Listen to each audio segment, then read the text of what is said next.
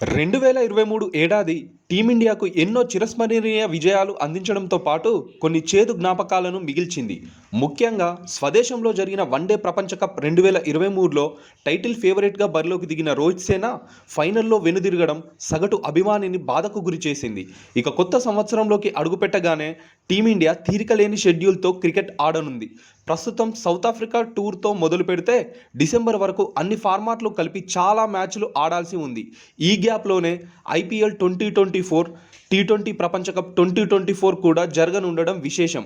ఇక ఈ ఏడాది టీమిండియా ఆడే మ్యాచ్లను ఓసారి పరిశీలిస్తే 2 టెస్టుల సిరీస్లో భాగంగా దక్షిణాఫ్రికా పర్యటనకు వెళ్లిన భారత జట్టు ఈ సిరీస్ ముగియగానే సొంత గడ్డపై ఆఫ్ఘనిస్తాన్తో టీ20 సిరీస్లో తలపడనుంది. ఇరు జట్ల మధ్య జనవరి 11 నుంచి జనవరి 17 వరకు 3 టీ20 మ్యాచ్ల సిరీస్ జరగనుంది.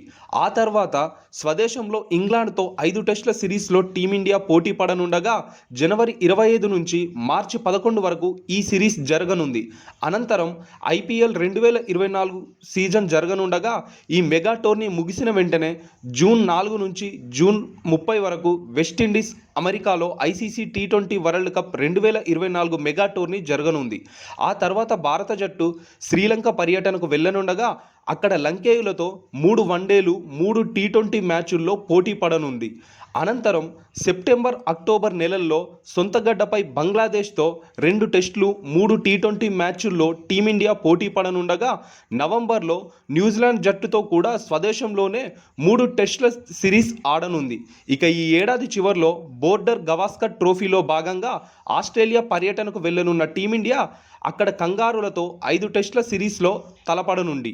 వీటికి సంబంధించిన తేదీలను బీసీసీఐ రానున్న రోజుల్లో ఖరారు చేయనుంది.